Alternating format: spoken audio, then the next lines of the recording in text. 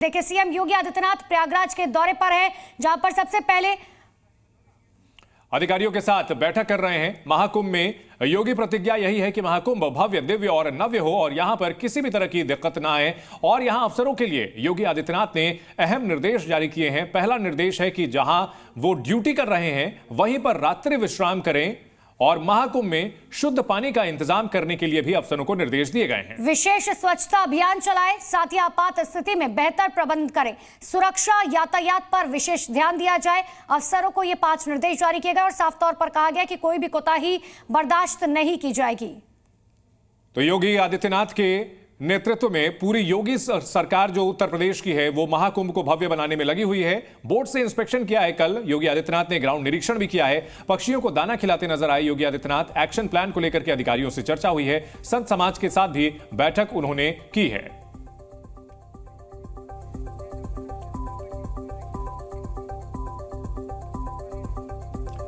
तो योगी आदित्यनाथ प्रयागराज के दौरे पर पहुंचे हुए हैं और अब जब महाकुंभ की शुरुआत होने ही जा रही है तो तमाम जो तैयारियां हैं वो पूरी तरह से संपन्न कर ली गई हैं और अंतिम निरीक्षण के लिए पहुंचे योगी आदित्यनाथ ने अधिकारियों को निर्देश दिए हैं कि कोई भी कोताही बर्दाश्त नहीं की जाएगी।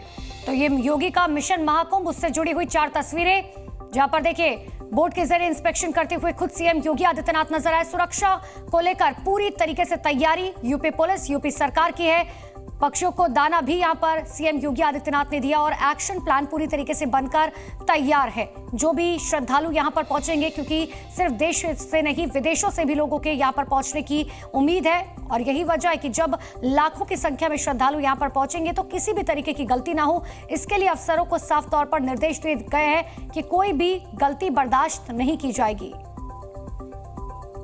कल प्रदेश के मुख्यमंत्री योगी आदित्यनाथ ने संतों के साथ भोजन भी किया था।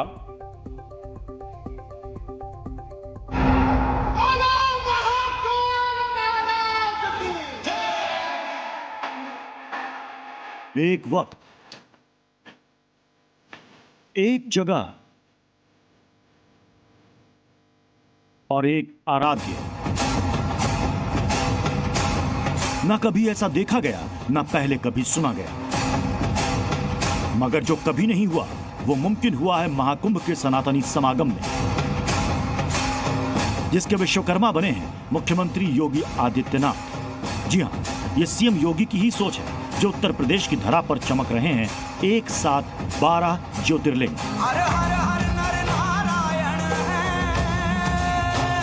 यानी जिनके मन में भगवान शिव के ज्योतिर्लिंगों के दर्शन करने की चाहत हो और जिनके लिए देश विदेश के इन शिव धामों तक पहुंचना मुमकिन ना हो, वो एक जगह और एक साथ कर सकते हैं 12 ज्योतिर्लिंग के दीदार। लेकिन कैसे और कहां?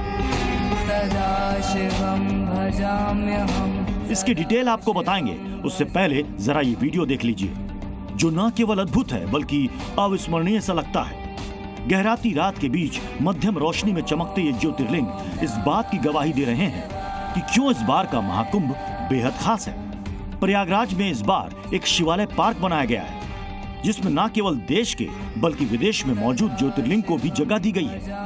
अगर इस शिवालय पार्क को ड्रोन कैमरे की नजर से देखें तो भारत के नक्शे में हर उस लोकेशन पर ज्योतिर्लिंग को जगह दी गई है जो हकीकत में भी उस जगह मौजूद है। मसलन नक्शे में उत्तराखंड की जगह पर केदारनाथ ज्योतिर्लिंग,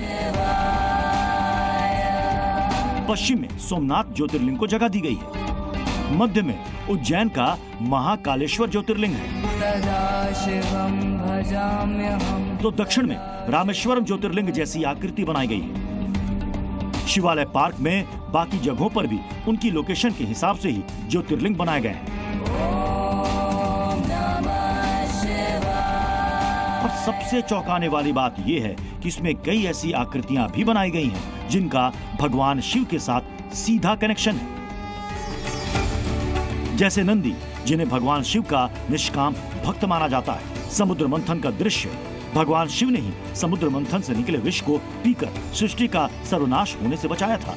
शिवालय पार्क के बीचों बीच भोलेनाथ का त्रिशूल गड़ा है, जिसे ब्रह्मांड का सबसे शक्तिशाली अस्त्र माना जाता है।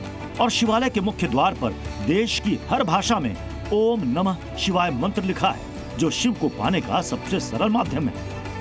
जो 12 ज्योतिर्लिंग का नहीं जा सकते हैं विभिन्न केंद्रों में, तो मिनी भारत में पहुंच करके वो अपने इष्ट को याद कर सकते हैं, उनका आशीर्वाद प्राप्त कर सकते हैं और इस विचार को ध्यान में रख करके जो हमारे समाज के कमज़ोर लोग हैं उनकी भी इच्छाओं की पूर्ति हो सके।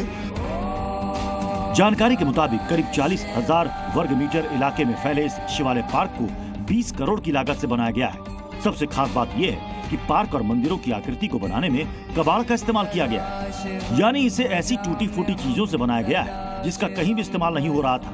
यही वजह है कि महाकुंभ के दौरान बने इस पार्क को इस बार दुनिया का सबसे अनूठा पार्क बताया जा रहा है।